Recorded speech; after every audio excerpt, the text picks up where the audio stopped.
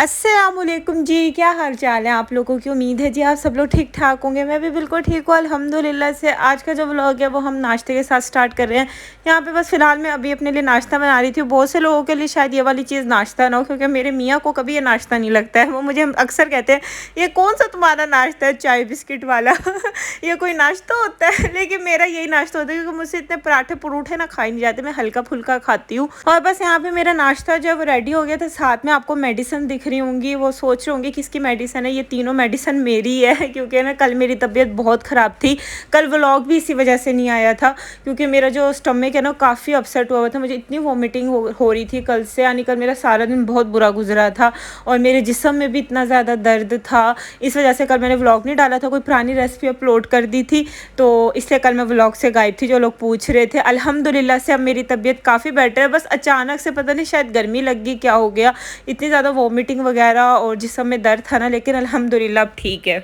बस ये ना मैं बाहर आई हुई थी काम से। मुझे ना एक्चुअली कुछ मेरे कपड़ों में ना इशू था, वो मैंने टेलर को देना था। कुछ मुझे ना फिटिंग का करवाना था, बस वो देने आई थी। उसके अलावा जो है कुछ छोटी मोटी ना ग्रॉसरी की चीज़ें लेनी थी, तो इस वजह से हम लोग बाहर आए थे। ये इस वक्त दोपहर का टाइम था, 1 बजे का। ये कड़कती चमकती धूप से ही आपको अंदाज़ा हो रहा होगा। अच्छा, मैं घर में बैठी थी ना, मुझे लग रहा था कि मौसम ना बड़ा ठंडा हो गया, क्योंकि ना कमरे आजकल ठंडे, यानी इतनी गर्मी फील नहीं होती। यानी लाइट भी चली जाए ना तो आपको पसीना वगैरह नहीं आता। लेकिन आज जब मैं बाहर निकली तो बाहर लग के अभी भी ऐसा लगता है कि काफ़ी गर्मी है। अंदर रहो ना तो फील ही नहीं होता, ऐसा लगता है कि सर्दी का मौसम आ रहा है। और ये मैं अभी बाहर गई थी ना, तो फिर मैं वापसी पे आते हुए सबके लिए चाइनीज़ ले आई थी। मेरा चाइनीज़ खाने को वैसे ही बहुत दिल कर रहा था, लेकिन मेरा खुद बनाने को दिल नहीं कर रहा था, क्योंकि चाइनीज़ में बड़ी मेहनत होती है और मेरी तबीयत वैसे ही डाउन है थोड़ी। तो फिर मैंने कहा मैं बाहर से ले जाती हूँ। मैंने ड्रैगन वर्क जो है ना मुल्तान में, वहाँ से लिया था। इधर मेरा फेवरेट है मंचूरियन और शेज़वान चिकन, लेकिन मैंने आप लोगों से ना मंचूरियन और शेज़वान चिकन की दोनों की रेसिपी शेयर कर रखी है। वीडियो होगी, आप लोग सर्च करिएगा, आपको मिल जाएगी। क्योंकि जब आप लोग घर में बनाते हैं ना, तो घर में एक तो आपको बजट फ्रेंडली भी पड़ता है और ज़्यादा लोग एंजॉय भी कर सकते हैं और ज़्यादा मज़े का बनता है, क्योंकि आप अपने टेस्ट बड्स के मुताबिक बना सकते हैं। यही चीज़ आप 2000 रुपये की बाहर से लेकर खाते हैं, इसमें से मैक्सिमम 2 या लोग खा सकते हैं, 3 लोग बस, इससे ज़्यादा नहीं। वो घर में काफ़ी ज़्यादा लोग खा सकते हैं। तो इसकी रेसिपी ऑलरेडी मेरे चैनल पर, आप लोग वहाँ से देख सकते हैं। और बस फिर मैं घर आई थी, मैंने खाना खाया, उसके बाद मैं लेट गई थी और अभी शाम का टाइम था। और आप सोच रहे होंगे आज बर्तन कैसे धो रही है। बर्तन धोने की जो ड्यूटी है ना वो मेरी बहन की है। मैं बर्तन नहीं धोती, मुझे सख्त चिढ़ है बर्तन धोने से ना। लेकिन उसके जो है ना, वो उसके आजकल थोड़े पेपर वगैरह चल रहे हैं, तो इस वजह से वो बिज़ी होती है, यूनिवर्सिटी जाती है। तो फिर कभी कभार जब मुझे टाइम मिलता है ना, तो फिर मैं धो देती हूँ बर्तन, जो है कभी अम्मी धो देती है, क्योंकि मेरी माँ को पता है मुझे बर्तन धोने से ना बड़ी शदीद किस्म की चिढ़ है। तो उनकी ट्राई तो होती है मैं धो दूँ, लेकिन फिर जब पड़े होते हैं ना तो फिर मैं भी धो देती हूँ।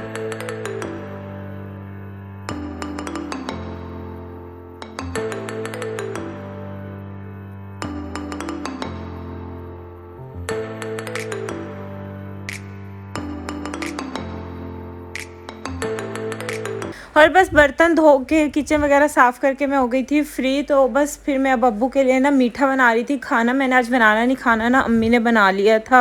कल बनाया था मैंने अंडे और चने का सालन बनाया था, तो वो ऑलरेडी फ्रिज में पड़ा हुआ है। इसके अलावा चिकन भी पड़ा हुआ है। तो क्योंकि मेरी तबीयत डाउन थी तो खाना मैंने नहीं बनाया था, अम्मी ने ऑलरेडी बना के रखा हुआ था। बस आज मेरी तबीयत थोड़ी ठीक हुई थी, तो अब्बू कह रहे थे कि मुझे ना कुछ मीठा बना दो, क्योंकि मैंने 3 दिन से अब्बू के लिए कोई मीठा नहीं बनाया। और मेरे अब्बू खाने के बाद मीठा लाजमी खाते हैं। तो यहाँ पे फिर अब्बू कह रहे थे, मैं कह रही थी मैं कस्टर्ड या खीर बना देती हूँ, लेकिन अब्बू कह रहे उसका मेरा मन नहीं है।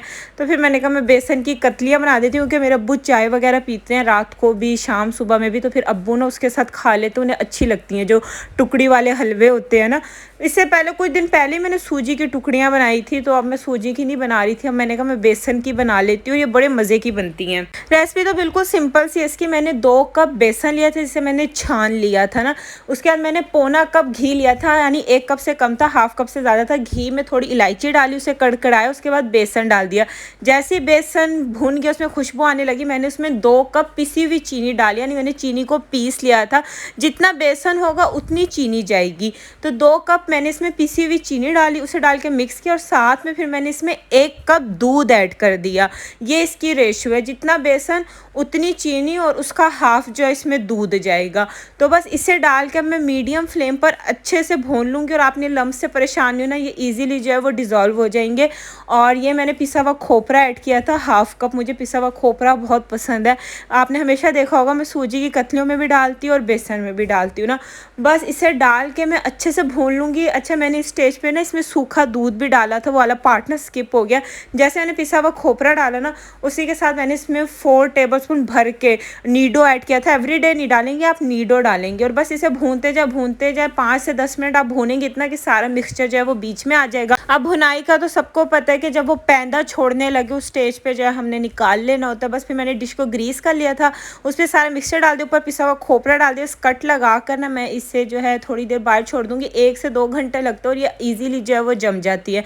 ये देखें यहाँ पे ये ईजिली जो है वो जम गई है और ये इस शेप की होती है। इसे आप 1 महीने ईजिली स्टोर कर सकते हो। ये बड़े मज़े की बनती है ना, ऐसा लगता है जैसे कि ना आप चने की दाल की जो टुकड़ी वाला हलवा होता है ना वो खा रहे हैं।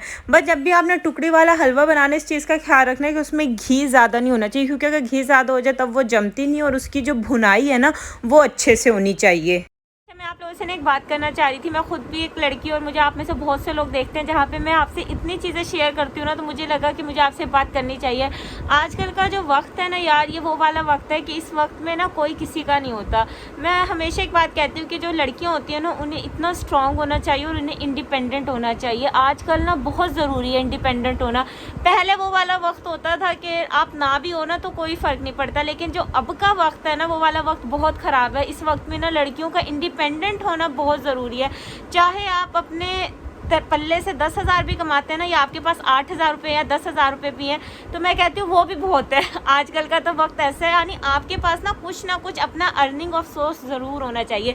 ज़रूरी नहीं है यार कि आप लाखों रुपए कमाएं, आप 50,000 80,000 लाख रुपए आपकी मंथली पे हो, ज़रूरी नहीं है। अगर आपके पास 10,000 भी होंगे ना, अगर आप खुद मेहनत करके अपना 10,000 8,000 भी अर्न करते हैं तो आप उसे अपनी मर्जी से, जहाँ आपका दिल करेगा आप उसे खर्च कर सकते हैं। आप किसी को जवाबदेह नहीं होते उन पैसों के, चाहे आप कम भी वो पैसे कमाएं ना, लेकिन उन पैसों के आप जवाबदेह नहीं है कि मैं इसे कहाँ खर्च कर रही हूँ। और अपने शौक पूरे करने के लिए ना आपको खुद ही हाथ पैर मारने पड़ते हैं। जिन लड़कियों की शादी हुई हुई है वो मुझे देख रही होंगी, शायद वो मेरी इस बात से रिलेट भी करेंगी। आपके हस्बैंड आपको पॉकेट मनी देते हैं, किसी के हस्बैंड तो पॉकेट मनी भी नहीं देते। चले आपके हस्बैंड आपको कितनी पॉकेट मनी दे देंगे, 5,000 10,000 15,000 20,000, या जो बहुत ज़्यादा अच्छा अर्न करते होंगे वो 50,000 दे देते होंगे। 50,000 देने वाले लोग वैसे कम ही होंगे लेकिन एक से मैं एग्जांपल के तौर पे कह रही हूँ, इतनी पॉकेट मनी वो आपको दे देंगे। आजकल के दौर में जहाँ पे इतनी महंगाई है, इसमें क्या होता है, और वो भी अगर उनका मूड होगा दे देंगे, कभी वो कहे नहीं भी देंगे। तो अगर आप बाज़ार जाओ और आपको कोई चीज़ पसंद आ जाए और वो सूट की कीमत ही 10,000 हो, 15,000 हो, 5,000 हो, और आप अपने हस्बैंड को कहें या किसी को भी कहें आपको सूट ले दें, तो शायद वो आपको ये भी कह सकते हैं मैं आपको नहीं लेकर दूंगा। लेकिन जब आप अपने पैसे खुद कमा रहे होते हैं ना, तो आपको दूसरों को कभी ये कहने की ज़रूरत नहीं पड़ेगी कि हमें ये चीज़ ले दो। आपके पास अपने पैसे होंगे, आप उसे खुद खर्च कर सकते हो। इसलिए मैं कहती हूँ यार, लड़कियों का ना इंडिपेंडेंट होना बहुत बहुत ज़रूरी है। आपके अपने पैसे चाहे 8,000 भी हों या 10,000 भी हों, वो आपके लिए बड़ी खुशी का बाइस होता है। आप उसे ना अच्छे से कहीं भी खर्च कर सकते हैं।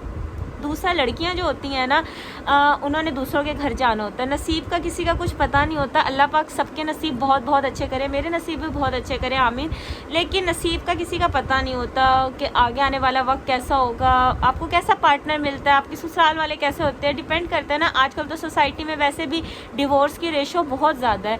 तो इन हालात में अगर आपका, अल्लाह ना करे, आपकी अगर मैरिड लाइफ जो है आपकी सक्सेसफुल नहीं होती, आपकी कोई सेपरेशन वगैरह इस टाइप का इशू हो जाता है, आप बेवा भी हैं, कुछ भी इशू आपका इस तरह का है, तो उसके बाद जो है आपको खुद ही अर्न करना पड़ता, कोई दूसरा आपका सहारा नहीं बनता। आप अर्न तभी कर सकते हैं जब आप पहले से इंडिपेंडेंट हो या आपके पास तालीम हो। तालीम ज़रूर होनी चाहिए यार, पढ़ना बहुत ज़रूरी है लड़कियों का। अब वो वाला वक्त नहीं है जो पहले माँ बाप कहते थे ना पढ़ो बस इनकी शादी। मुझे तो ऐसे माँ बाप की सोच ही अजीब लगती है, पढ़ाते नहीं और डायरेक्ट शादी कर देते हैं। लड़कियों को पढ़ाना बहुत ज़रूरी है। ये गलत सोच है कि सिर्फ लड़कों को पढ़ाना चाहिए, बल्कि लड़कियों को आज के दौर में ज़्यादा पढ़ाना चाहिए, क्योंकि उन्होंने दूसरों के घर जाना होता है, उनका पता नहीं होता उनका कैसा नसीब होगा।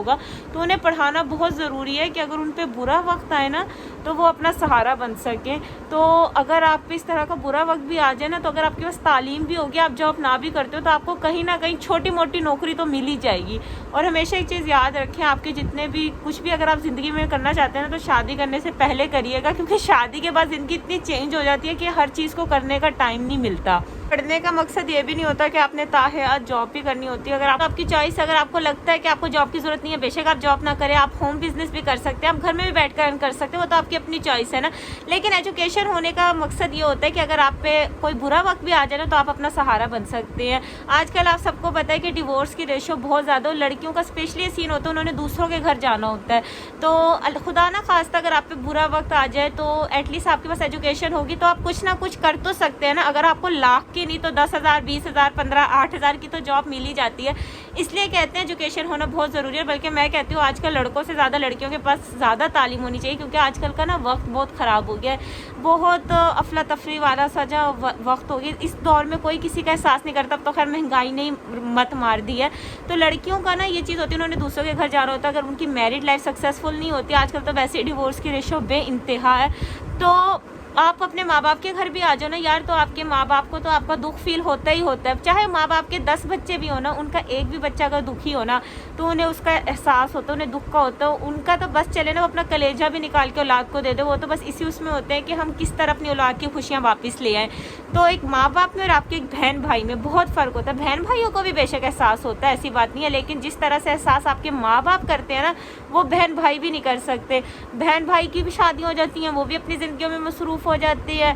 तो इसलिए ना अपनी ज़रूरत के लिए, अपनी ख्वाहिशात के लिए ना हर लड़की को खुद ही कुछ ना कुछ करना पड़ता है। एटलीस्ट अगर आप पे बुरा वक्त आएगा, आप पे तालीम होगी, आप अपना गुजारा खुद कर सकते हो।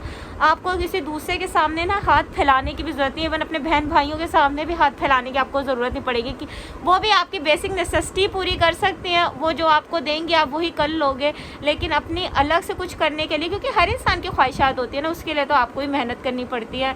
तो इसलिए मैं हमेशा कहती हूँ यार, लड़कियों को पढ़ना बहुत ज़रूरी है, बहुत ज़्यादा। जिन लड़कियां मुझे देख रही हैं ना, जिन्हें शादी का बहुत शौक है, तो शादी के शौक को साइड पे करके ना पहले पढ़ लो। पढ़ना बहुत ज़रूरी है। शादी वाली ज़िंदगी तो फिर बहुत टफ है, पढ़ाई वाली ज़िंदगी बहुत आसान है। खैर शादी वाली ज़िंदगी भी अच्छी होती है, लेकिन कहने का मकसद ये है कि आपके पास ना तालीम होनी चाहिए। एक कैरियर बना के हमेशा शादी करनी चाहिए लड़कियों को। जो आजकल का वक्त है, अपने पाँव पे खड़े होकर हमेशा शादी करो, ज़्यादा सुखी रहोगे। इसके अलावा यार, अगर आप होम अर्निंग करना चाहते हैं ना, तो आप यूट्यूब से कर सकते हैं। आप अपना यूट्यूब चैनल बना सकते हैं। यूट्यूब का आजकल ये चीज़ हो गई है कि वो ना लक पे भी डिपेंड करता है। आपकी लक है, चल गया तो चल गया, नहीं चला तो नहीं चला। दूसरा, आप होम ट्यूशन पढ़ा सकते हैं, बच्चों को घर में पढ़ा सकते हैं। अब तो इतनी अकेडमी अब नहीं रही, अब तो लोग होम ट्यूशन ज़्यादा पढ़वाते हैं। तो आप होम ट्यूशन पढ़ा सकते हैं, घर में कोई अकेडमी बना सकते हैं, आप एक स्कूल ज्वाइन कर सकते हैं। स्कूल वाली जॉब तो वैसे ही बहुत नोबल प्रोफेशन होती है, और इतने स्कूल होते हैं, कहीं भी आप अप्लाई करते हैं आपको एक अच्छी अपने खर्चे के लिए तो अमाउंट मिल ही जाती है। और फिर जिनके पास तालीम हो तो उनको तो वैसे भी इजीली जॉब मिल ही जाती है कहीं ना कहीं। तो बाकी अगर आपके पास कोई टैलेंट है, तो आपके पास कोई स्किल्स है, तो आप अगर आप फूड में एक्सपर्ट है तो आप फूड बिजनेस कर सकते हैं। आपके पास IT के स्किल्स हैं तो आप लोगों को कुछ अपनी सर्विस प्रोवाइड कर सकते हैं। तो वो अब आपने सोचना आपने कैसा करना। मेरा तो मकसद बस यही है कहने का कि जहाँ पे मुझे इतने लोग देखते हैं, शायद किसी को, मैं भी आप ही की तरह, मैं भी लोगों के हालात देखकर ही सीखती हूँ। तो मैंने तो यही सीखा है कि लड़कियों का पढ़ना बहुत ज़रूरी है।